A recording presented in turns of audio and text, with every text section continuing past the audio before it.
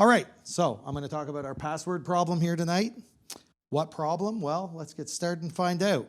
A little bit about me. My name is Luke DeWitt. I'm the Director of Web Services at a company called REDspace. We're located out in Bedford. For those of you who've been in the industry a while, you may have attended some of my other talks. A funeral for jQuery was one of them. Latest CSS selectors was another. More recently, though, I've spent time terrorizing my youngest child, who you can see there was having a great time atop the Skyline Trail at the Highlands National Park in September. But that's not why I'm here today. Here to terrorize you for whole other reasons. No, so like anyone who knows me, they know that I can skew a little bit negative, and so I'm going to start right there today. Passwords, what are they good for? Doesn't quite have the same ring as war, but we're going to go with it. What's the problem with passwords? Well, they're unintuitive, right? They can be difficult to remember unless you use a password manager. I made the switch a few months ago, maybe even a year ago, to like 1Password. I wouldn't say that my experience with 1Password has been great to this point.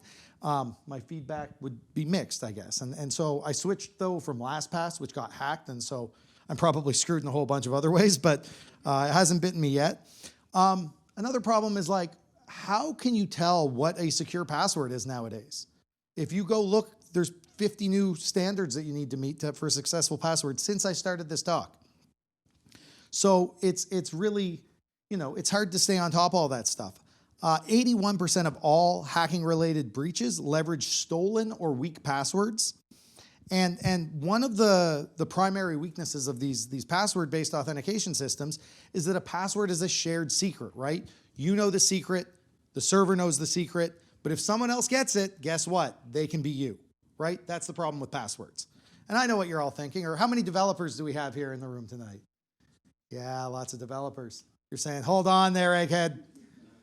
Passwords is how I log into all my favorite sites and services.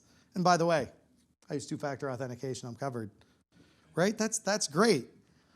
Just quick show of hands again. How many people here use two-factor authentication? Use two-factor authentication for all of their services. Yeah, that's not it.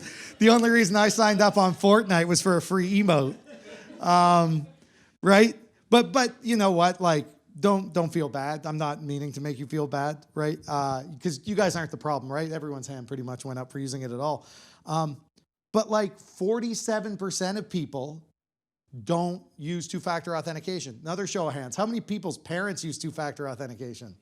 Yeah, they're the targets, right? So what we have to realize here is that like we're like the power users, right? So we have to sometimes we have to take a step back and think about the users of our applications and whatnot. And so like I mentioned I'm negative. People give me a reason to be. I don't know. It's tough. But like think about the average person and whether or not they use two-factor authentication. There's a very famous quote from George Carlin about if you think about the average person, right? I'm not going to finish it, but I guarantee it, you'll have a good time if you look it up.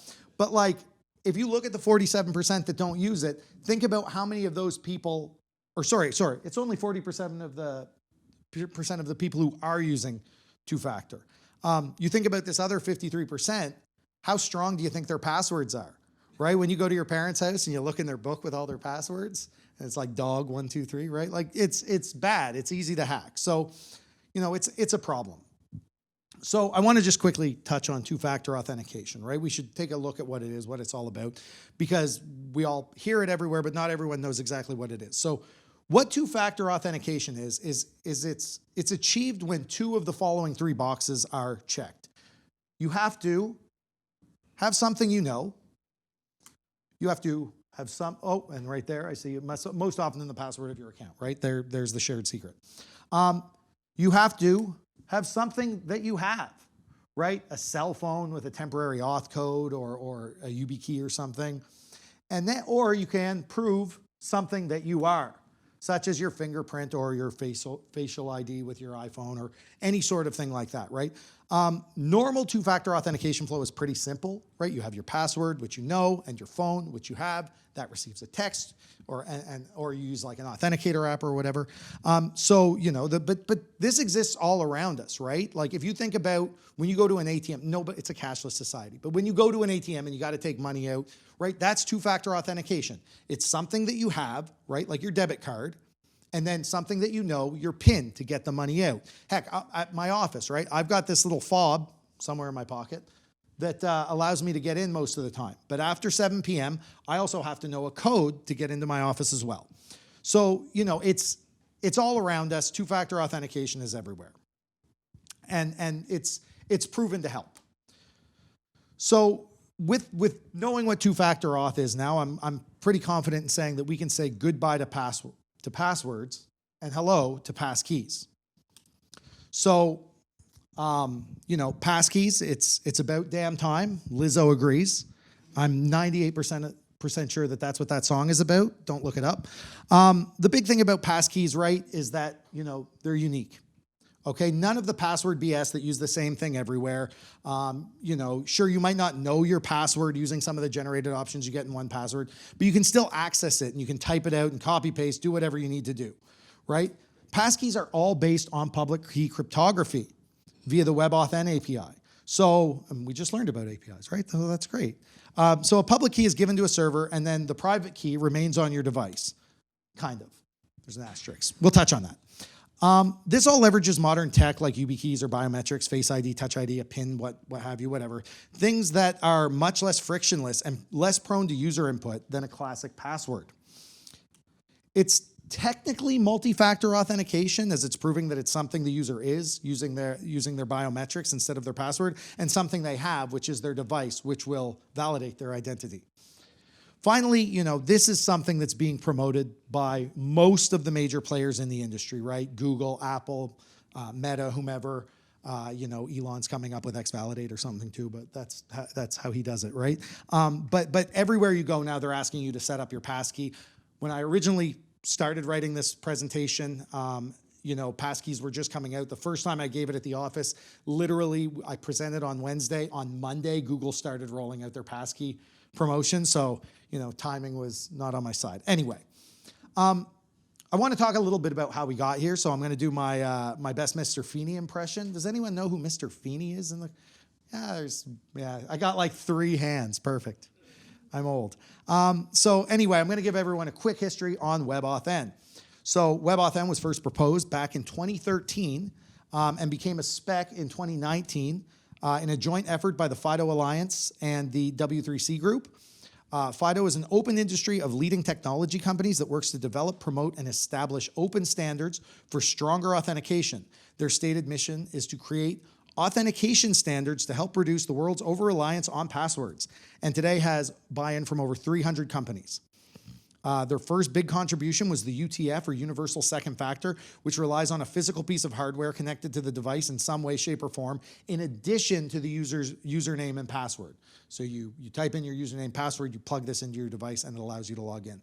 The UAF was their next release, the Universal Authentication Framework. Similar protocol to what we have with WebAuthn, where a security factor on device like Touch ID will release a private key that is used to sign a challenge issued by the server, which to me sounds like we have a lot on our apps now, but I'm not totally sure about that because I don't have insight into it. But you'll see a lot of things if you go home and you start looking at this and you look at FIDO2. You'll see a lot of this stuff. You know, FIDO2 you'll see WebAuthn is the evolution of the UTF and the UAF, which encompasses this whole API that we're going to talk about today for passwordless login. It also covers some like other authentication standards that we're not going to get into tonight, but I'm also unqualified to talk about them, and I haven't done that much research into them. But this whole goal is to get rid of passwords. Earlier on, I'm going to chat about that asterisk. I mentioned this whole idea of the private key remaining on your device. It's not entirely true. It's true, but it's also not true. I feel like Mitch Hedberg. This isn't like. Today, everything syncs to the cloud, right? Your Google account syncs to the cloud. 1Password syncs to the cloud. iCloud account. I mean, it has cloud in the name. This isn't really ideal because like some weirdos like me, I use Safari on my iPhone, but Chrome on this machine and like, Chrome on my machine at home. But it's just, they don't always play nicely with each other. Caveat, that's getting better. But it's not a huge issue because of the cloud storage and the way that things like 1Password now are kind of ubiquitous across devices. And Windows 11 has added support to sync different cloud things. We're getting there, right? It's much better now than even 4 months ago when I first gave this talk. There's still a few kinks to work out, but we're getting there. If we were to look at support for where WebAuthn is supported, so this is being touted by a lot of the big players in the industry because they know about the issues with passwords. So how many people in the last like month have received an email about securing their account with a passkey, like whatever account it is? Well, we got 1, 2, yeah. Like and it's one of those things. If you're not looking for it, you're probably not like remembering it. So because Google will ask you so much. Every time I log into my iCloud account, I'm asked to secure with a passcode, right? So what this is WebAuthn support for platform authenticators. The platform authenticators, big word, are built into your devices like computers and smartphones. They can often be unlocked using biometrics, your fingerprint, your Touch ID, Face ID. This might not be super up to date. This is an older image, but you can see that the support is growing. We are on the cutting edge of all this. Roaming authenticators are the separate hardware authenticators that can be connected to your device in a number of ways. This is like, YubiKeys, Titan keys, things like that. WebAuthn will also support those, and this is the support table for that. It's no secret looking at those that this also works on mobile, right? You can also have multiple passkeys to log into a single service with different user accounts. And that might be for whatever reason. Maybe you want to log into one account on your phone and one account on your desktop, right? You can do that. You can log into both accounts on your machine using the same Touch ID because it's a different private key that is being sent to that's being matched up. So how does it work? Well, let's get into that. The steps. First, the user signs into the website. Once the user signed in, they request to create a passkey. The front end makes a GET request to the server, which returns information about the user and the server so that a passkey can be generated. We call the WebAuthn API in the browser to create a new credential. When that user interacts with the request, the public key is returned to the front end with a private key, the public key is returned to the back end with a private key being stored secretly behind the scenes in your browser settings. The public key is sent to the back end to be persisted in the database. And, this is a pretty standard public-private key flow.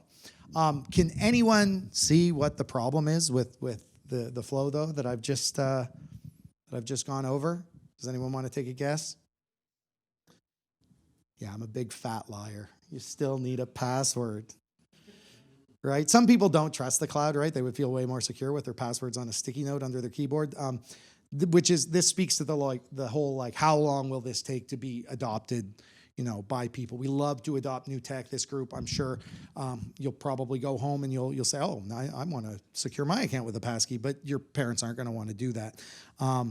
But this is the problem, right? We've all worked on projects where we have to figure out a way to get something to work with the lowest common denominator of device, and that's really tough.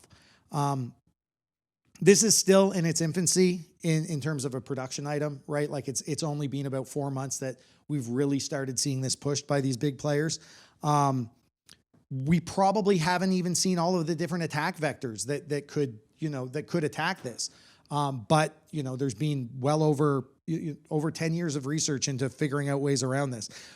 It's gonna pick up steam soon enough. You're gonna have more chances to create the passkey when you create your account, right? You won't have a password. You're just going to authenticate your device. And this will become the norm, I'm pretty sure, in the next 5 to 10 years. It's just going to take us some time to get there, but our techs are all getting better. There's more of these different biometric scanners. There's all sorts of stuff. So, there's no sense in being not prepared, right? So let's look at a simple demo that I put together. I will share the code with this. It's going to be on the REDspace GitHub after this, but this is being recorded. Listen, this is not a production application. Do not think that you can just grab this code and put it in your app and roll it out to your users tomorrow, because it is probably not secure. I took no time really securing this app. And for the crowd, I'm going to put the mic down. When I did this demo at my office, it crashed and burned. I think I have the kinks worked out, but I can't be sure. Do not use this code in production, but feel free to reference it to learn more about Passkeys. Smile. Okay, so let's do this. One hand on the mic and mouse here. So I'm going to exit this. Okay, there's one of them. And then I'll do it this way, so it'll be easier. So what I have here is, that's Passkeys React. So I'm going to split that. I'm going to go Passkeys Express. Okay. And I'm going to just go like this here and like this here. Down here, I'm going to say npm run dev. Okay, and that's running. I'm going to go ppm run dev. That's running. Perfect.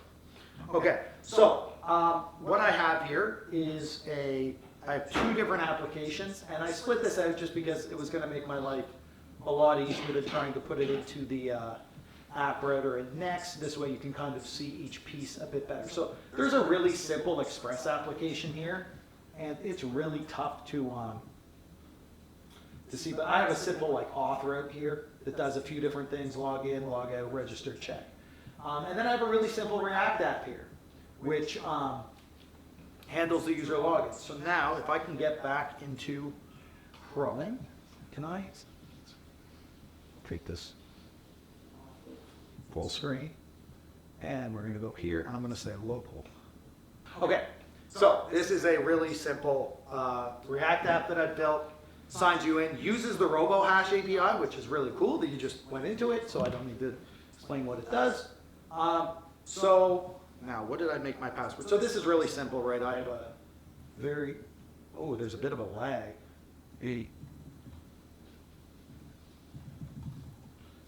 So I can sign in. Okay, and that's my account, right? What a DeWitt. I've signed in. This is the application without passkeys enabled. I can reload this page and my session is persisted. I'm still logged in as what a DeWitt. I can log out and then I go in here. Let's just go ahead though, and I'm going to sign up now, and I'm going to create an account. This is going to be Halihax 1, and then I'm going to make the password something really secure, and I'm going to create that account. Okay, so now I've signed in as Halihax 1.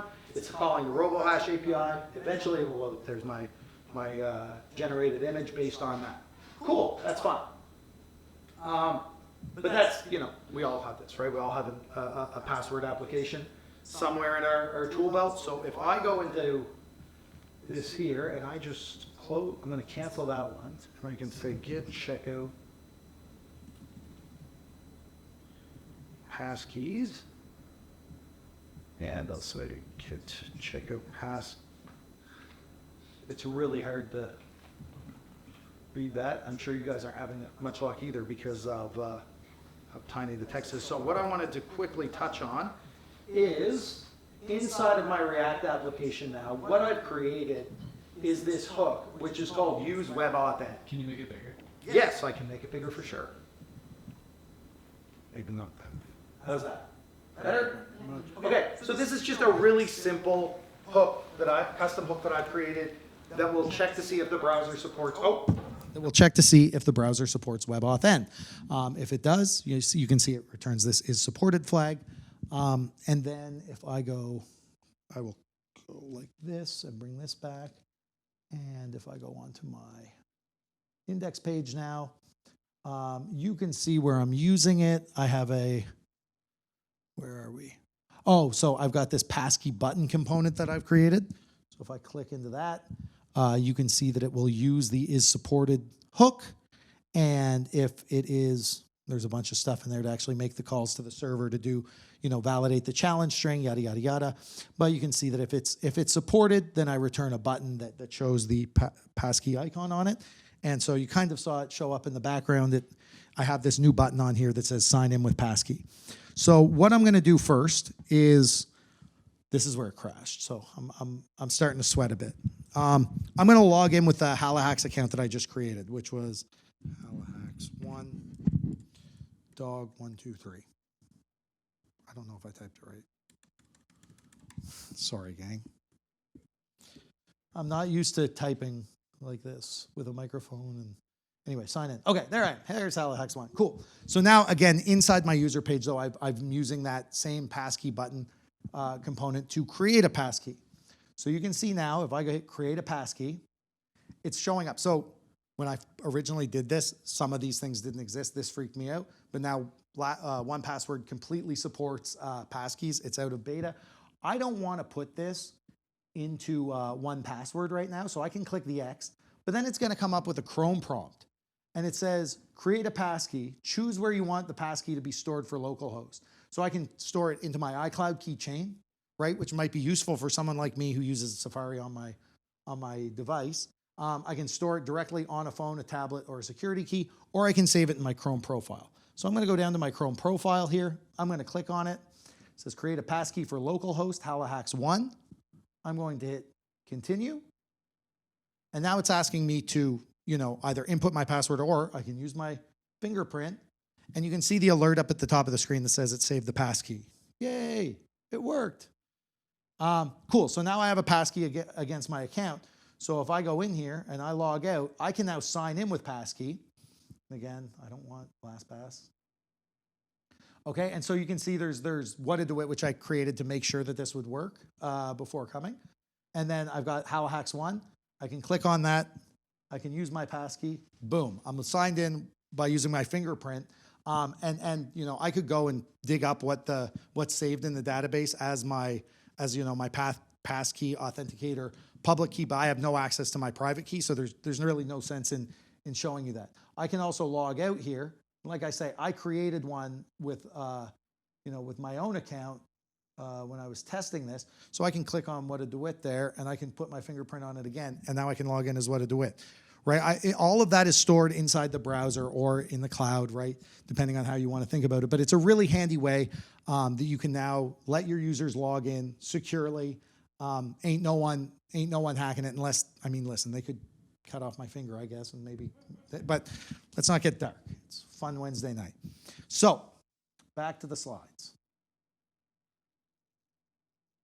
Slideshow. Okay. So we went through that. I provided a link for another demo in case it didn't work. That's prudent planning. You can check that out, though, and then, it just kind of runs you through all the steps. Thanks for coming. That's it. That's everything. I'll put that code on GitHub. And, yeah, I'm happy to, I don't have a question slide on the end, but I'm happy to try and answer any questions that weren't clear. And, yeah, if not, then we'll, I'm what a DeWitt on all the socials, so you can just, I'll tweet out the links to the repos or put them on Blue Sky or Threads or whatever.